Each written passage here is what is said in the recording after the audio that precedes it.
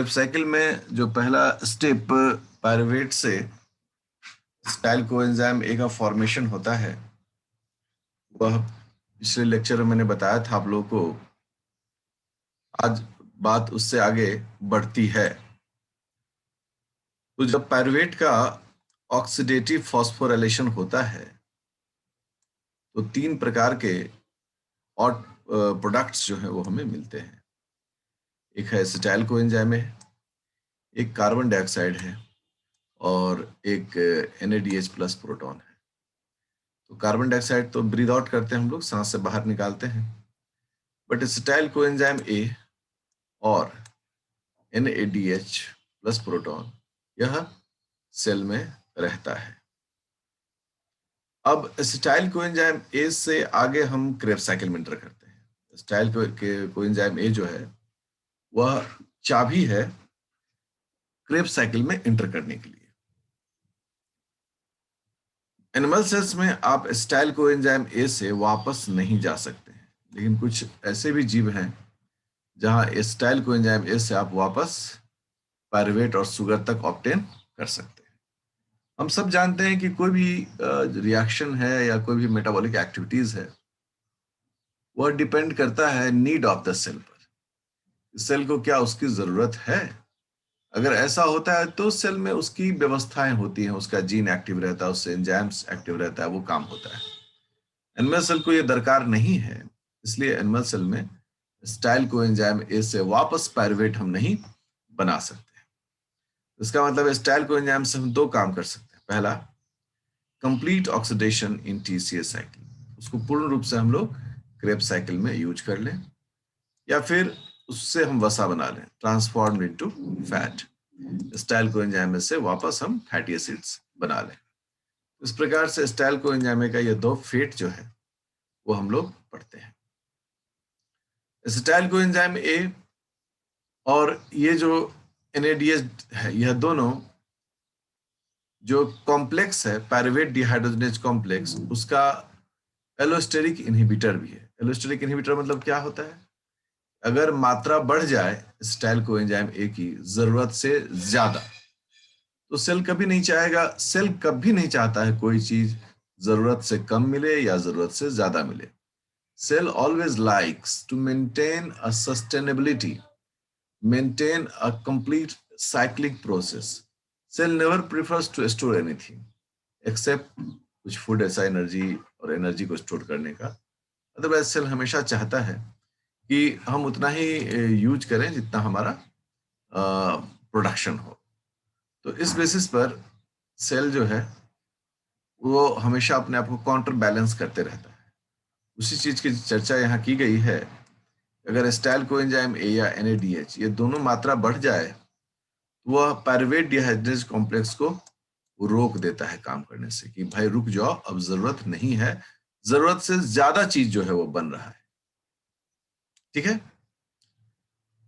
और ये जो है एसिटाइल कोएंजाइम और NADH can inhibit the GTP but not ATP, अर्थात यह GTP जहां बन रहा है उस प्रोसेस को ये रोक सकता है। इस प्रकार से एसिटाइल कोएंजाइम और NADH का कुछ रूप हमें यहाँ देखने का मौका मिल रहा है। पायरुवेट डिहाइड्रोजनेज कॉम्प्लेक्स, इस पर इफेक्ट पड़ सकता है किसका? pH चेंज का, या यूरिया का ट्रीटमेंट करें इसके काम करने के प्रभाव पर इफेक्ट पड़ता है। कैसे? अगर अल्कलाइन pH हो तो enzyme number 2 separates from enzyme number 1,3 complex. इसको मैं समझाने के लिए आपसे थोड़ा मैं जानकारी शेयर करता हूं। ठीक है, देखिए, जो एंजाइम कॉम्प्लेक्स सिस्टम है, ठीक है, एंजाइम कॉम्प्लेक्सेस कॉम्प्लेक्सेस, तो इसमें क्या होता है कि तीन, जैसे मान लो कि यहाँ पर पायरुवेट डिहाइड्रोजनेज में क्या है, तो पायरुवेट डिहाइड्रोजनेज में तीन एंजाइम है। तो हम मानते हैं कि एक एंजाइम ये है, ठीक है, और इसके साथ दूसरा एंजाइम ये है, और इसके साथ तीसरा एंजाइम ये है। ये तीन, ये 3 एंजाइम है। Enzyme number 1 pyruvate decarboxylase, enzyme number 2 dihydrolipoyl transacetylase, enzyme number 3 dihydrolipoyl dehydrogenase. यह 3 एंजाइम, यह तीनों एंजाइम जो है वो एक दूसरे के साथ जुड़े रहते हैं। इस पूरे को हम लोग क्या बोलते हैं? Multi enzyme complex. मतलब इसमें एक से ज्यादा एंजाइम है। अब जब सबस्ट्रेट है, ठीक है, सबस्ट्रेट जो है वो क्या है यहाँ पर, तो हम बोलते हैं ये सबस्ट्रेट जो है वो पायरुवेट है ना, पायरुवेट है। तो यह जब इंटर करता है सिस्टम में तो चेंज होते होते फाइनली क्या निकलता है यहाँ पर?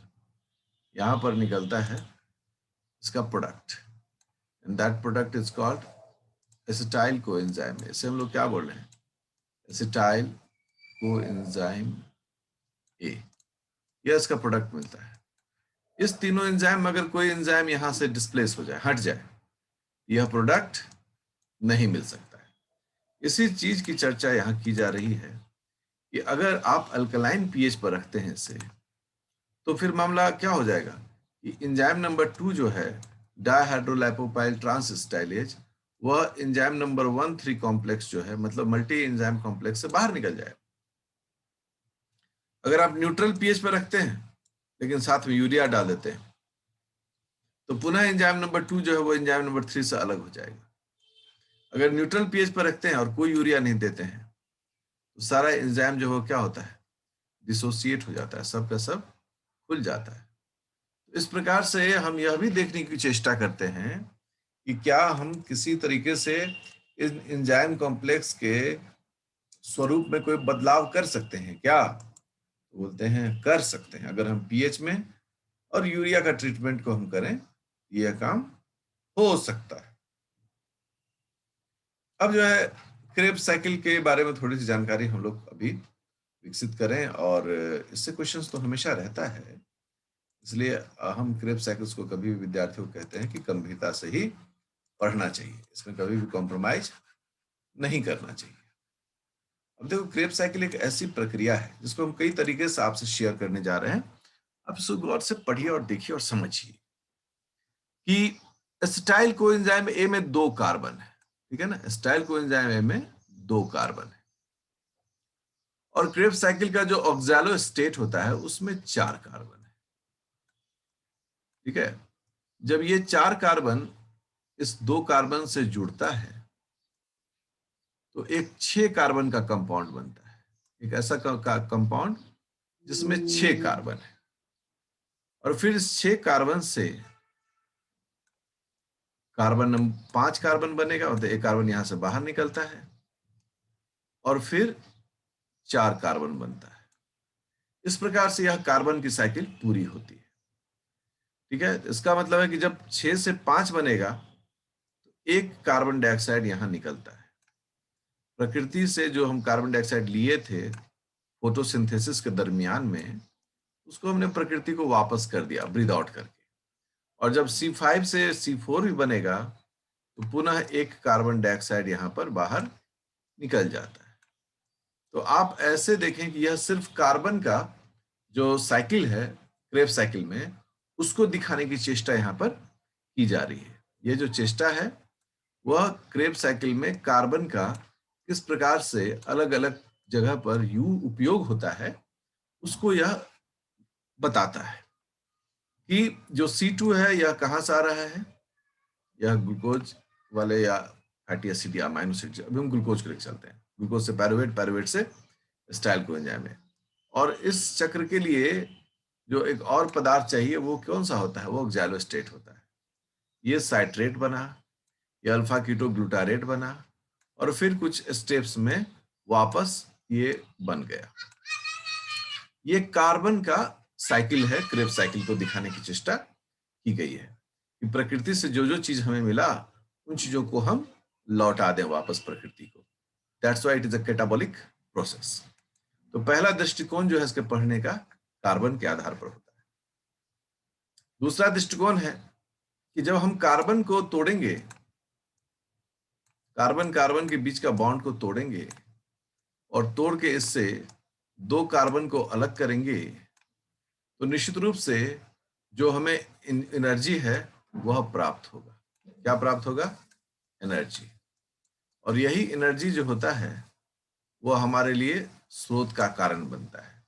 लेकिन जो एनर्जी होता है वह किस प्रकार से हमें प्राप्त होता है, यह एक्सप्लेन करने का विषय वस्तु है। ऐसे हम सीधे एक वर्ड में नहीं बोल सकते हैं, ठीक है? क्योंकि एनर्जी के लिए, अब मान लो कि हम एक लकड़ी का टुकड़ा रखते हैं, तो हमको पता है कि इस लकड़ी के टुकड़ा को हम जलाकर खाना पका सकते हैं। तो इसी तरह से है कि लकड़ी टुकड़ा रखने से नहीं होगा, बल्कि उसके बाद उसको जलाने की भी प्रक्रिया करनी है। तो एक यह जो है कार्बन कार्बन के बीच का कोवैलेंट बॉन्ड तोड़ने वाली बात हो रही है। अब क्रेब्स साइकिल को अगर हम लोग देखें तो क्रेब्स साइकिल में कैसे इंटर करते हैं? तो एसिटाइल कोएंजाइम ए, ये क्रेब्स साइकिल में इंटर करने के लिए चाबी है। और जो जो जुड़ता है उससे, उसका नाम है ऑक्सैलो एसीटेट। ये ऑक्सैलो एसीटेट जो है वह एक अल्फा कीटो एसिड है, ठीक है ना? एक अल्फा कीटो एसिड है। और जब यह दोनों जुड़ता है एक मॉलिक्यूल साइट्रेट बनता है। ये सभी citric acid, alpha keto acid, मतलब ऑक्सैलोएसिटिक एसिड यदि एसिडिक मीडियम है तो, नहीं तो हम लोग न्यूट्रल पीएच पर इसी तरीके से बोलते हैं। और ये जो है साइकिल में इस प्रकार से कार्बन 2 और कार्बन 4 का एंट्री होता है। साइट्रेट से फिर आगे चेंज करता है ये आइसो साइट्रेट में। क्यों चेंज करता है ये सब चर्चा करेंगे हम लोग। फिर आइसो साइट्रेट से बनता है अल्फा कीटो ग्लूटारेट। यह भी एक अल्फा कीटो एसिड होता है, ठीक है? तो साइट्रेट से आइसोसाइट्रेट, आइसोसाइट्रेट से अल्फा कीटो ग्लूटारेट, और उसके उपरांत यह चेंज होता है सक्सिनाइल कोएंजाइम ए में। अब यहां पर 4 कार्बन का कंपाउंड हो गया, इससे यह चेंज होता है सक्सिनेट में। सक्सिनेट से फिर बदलाव होता है फ्यूमरेट में। फ्यूमरेट से ये फिर देखिए, ये अब जो है 4 ही कार्बन का है, ठीक है? ये 6 कार्बन का है C6, ये भी 6 कार्बन का है C6, ये 5 कार्बन का है। सब लोग पढ़े हुए हैं, याद है आपको, इसलिए मुझे इसमें कोई बहुत नयापन मैं दूं ऐसा मैं चेष्टा तो करूंगा। ये C4 है। ऑक्सैलो स्टेट भी क्या है? C4 है, 4 कार्बन का कंपाउंड है। स्टाइल कोएंजाइम में जो है वो C2 से है, C2 का है, ठीक है? अब अल्फा कीटोग्लूटारेट से succinyl coenzyme A, succinyl coenzyme A से सक्सिनेट, सक्सिनेट से फ्यूमरेट, फ्यूमरेट से मैलेट, मैलिक एसिड मैलेट, तो फ्यूमरेट से मैलेट, और मैलेट से फाइनली ऑक्सैलो एसीटेट, ठीक है? आपके मन में सवाल आएगा कि जब 5 कार्बन वाला है उससे सीधे ऑक्सैलो एसीटेट ही क्यों प्रोड्यूस नहीं हो गया 4 कार्बन का? तो हम सब जानते हैं कि ऑर्गेनिक केमिस्ट्री एक बड़ा ही अनुशासित काम करने का तरीका रखता है। ये अपने मन से कुछ भी नहीं कर सकता है, इसको जब तक स्टेप बाय स्टेप है। हम लोग ऑर्गेनिक केमिस्ट्री पढ़े हैं, सब लोग तो पढ़े हैं कि भाई कौन सा पदार्थ कितने स्टेप में, अगर इथाइल अल्कोहल से मिथाइल अल्कोहल बनाना है तो वह एक प्रक्रिया है। जो भी विद्यार्थी ऑर्गेनिक केमिस्ट्री में इन सब रिएक्शंस को अच्छे से मेहनत करके अभ्यास करता है वह बायोलॉजिकल सिस्टम में बहुत ही ताकतवर रहता है, क्योंकि उसका basics of the organic chemistry बहुत ही अच्छा। ये जो स्टेप्स हैं, ये तमाम स्टेप्स यह बतलाता है कि क्रेब्स साइकिल एक ऑर्गेनाइज्ड और प्लान बेसिस पर होता है। ये रैंडम और सिस्टमैटिक नहीं, बल्कि हाईली ऑर्डर्ड एंड सिस्टमैटिक होता है।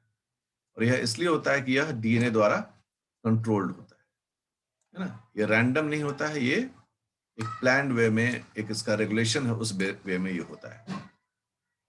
इस पूरे प्रक्रिया में हम लोग के पास बड़े इंपॉर्टेंट इश्यूज होते हैं। क्या इश्यूज होते हैं?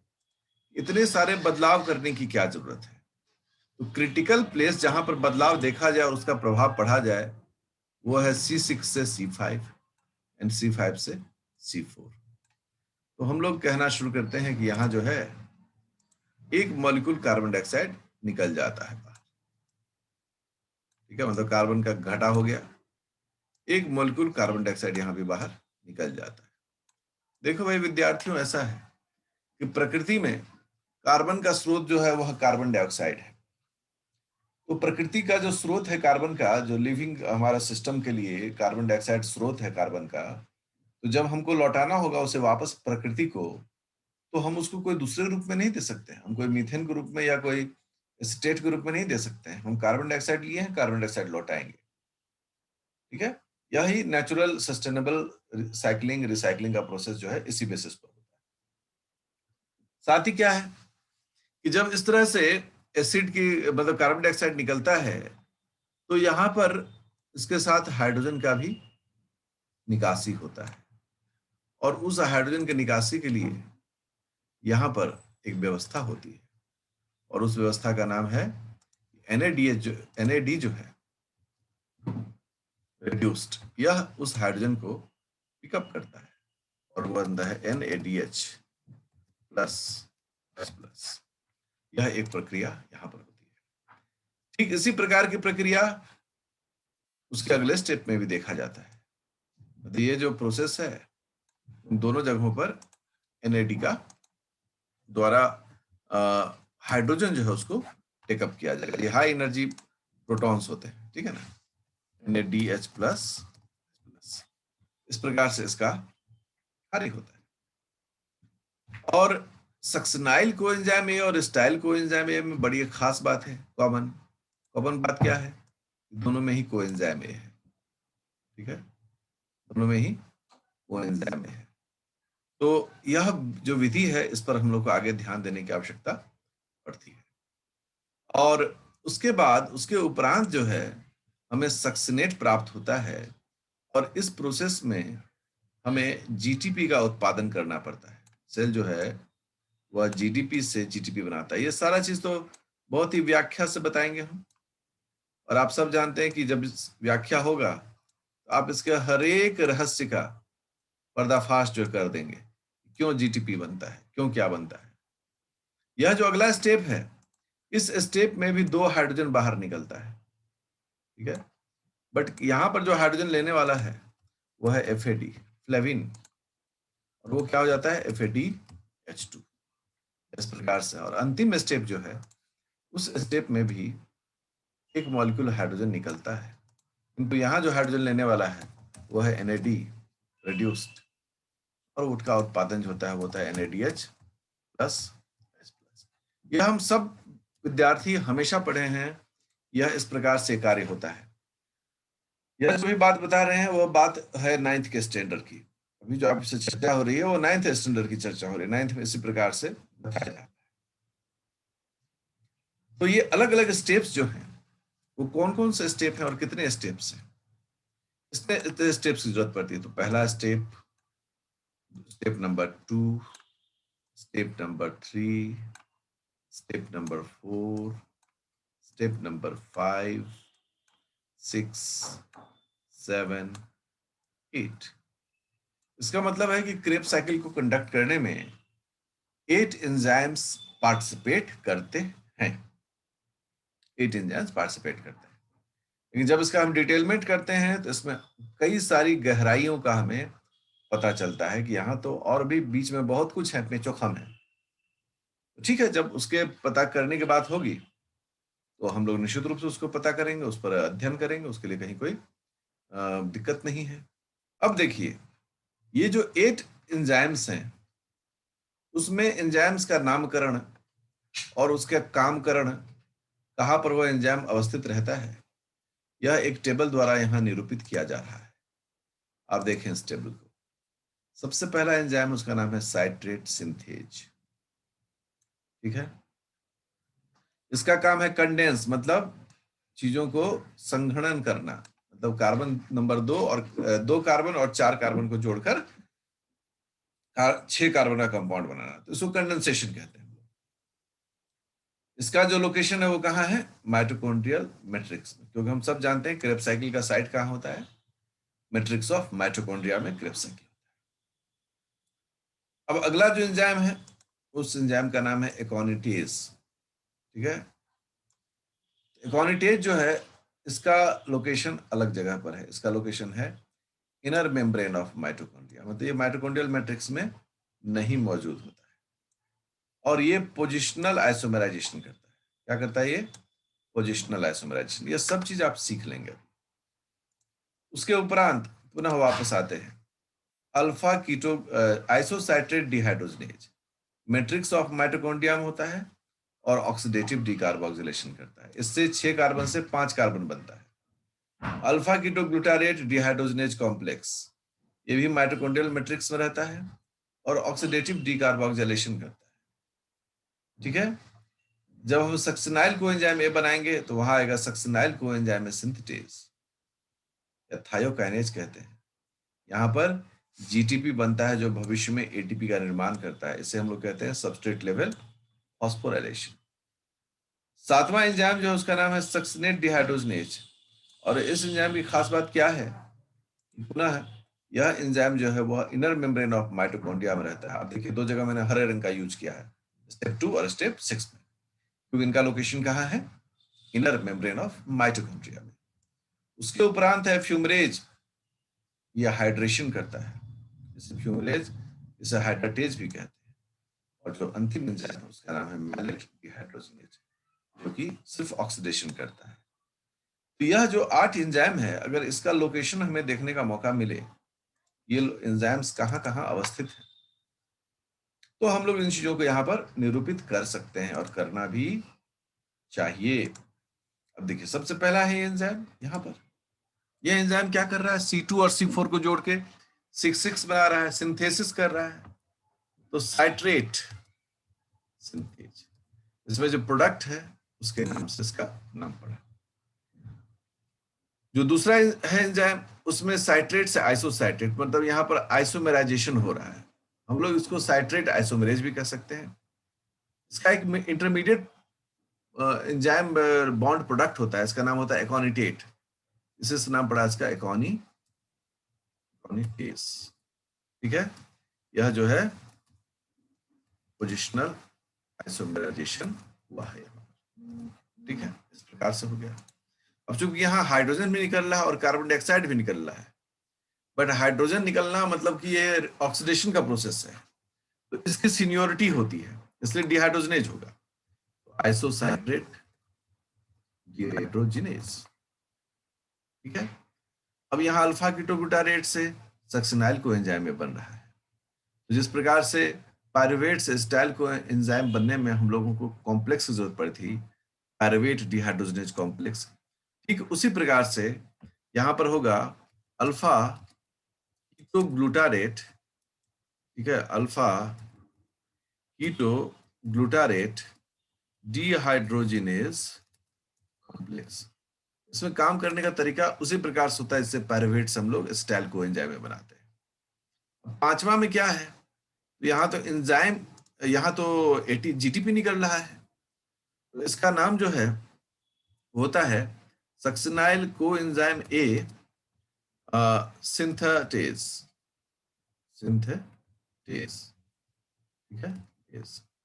या इसको दूसरे शब्दों में लोग कहते हैं थायोकाइनेज। और ये सभी का मतलब ऐसा क्यों लिखा जा रहा है, यह आपको स्पष्ट होगा जब रिएक्शंस पर हम लोग डिटेल करेंगे। यहाँ हाइड्रोजन निकला है तो चुपचाप लिख देंगे डिहाइड्रोजनेज। सबस्ट्रेट का नाम है सक्सिनेट, सक्सिनेट डिहाइड्रोजनेज। ये जो मैलेट से फ्यूमरेट है, ये एक्चुअली हाइड्राटेज है। क्या ये? हाइड्राटेज है। यहाँ पर वाटर जोड़ा जाता है, हाइड्रेशन किया जाता है, तो इसको लोग हाइड्राटेज भी कहते हैं, या इसको लोग फ्यूमरेज भी कहते हैं। देखिए फ्यूमरेज और हाइड्राटेज। ठीक है, फ्यूमरेज हाइड्राटेज। और जो लास्ट 8वां एंजाइम है, यह एंजाइम जो है फिर से हाइड्रोजन निकाला है, तो आराम से इसका नाम होगा मैलेट डिहाइड्रोजनेज। देखिए 8वां एंजाइम जो है उसका नाम निरूपित करता है इनके काम करने के तरीके को। ठीक है ना, इनके काम करने के तरीके को यह निरूपित करता है और यह स्पष्ट रूप से हमें जानने, सीखने, समझने का अवसर देता है। जो विद्यार्थी इसको याद रखते हैं उनके लिए तो कोई अच्छी बात है, सब चीज दिमाग में है। जो विद्यार्थी अभी इनको अगर यह स्टेप्स याद नहीं है, इसमें एक रिफ्लेक्स नहीं है, निश्चित रूप से इसका क्रमवार तरीके से, कई बार मैं विद्यार्थियों से बात करता हूँ, उन्हें लगता है कि सर कैसे याद होगा ये सब चीजें। याद करने के लिए एक सिस्टमैटिक स्टेप्स बना हुआ है ना? और जो सिस्टमैटिक स्टेप्स आप देखते होंगे, मैं आपको बताता हूँ एक एक करके। एक ही बार मैं थोड़े से पूरी सब चीज को लिखता हूँ। पहले मैं कार्बन का साइकिल बताता हूँ, फिर स्टेप्स को लिखता हूँ, फिर कार्बन की संख्या कहाँ घट बढ़ रही है, क्या आउटपुट निकल रहा है, फिर एंजाइम का एंट्री होता है। तो जब इस प्रकार से करते हैं तो हमारे दिमाग में यह सारी चीज सुव्यवस्थित तरीके से बैठ जाता है, और वह बहुत ही आवश्यक होता है। इस पर आप लोग हमेशा ध्यान रखें।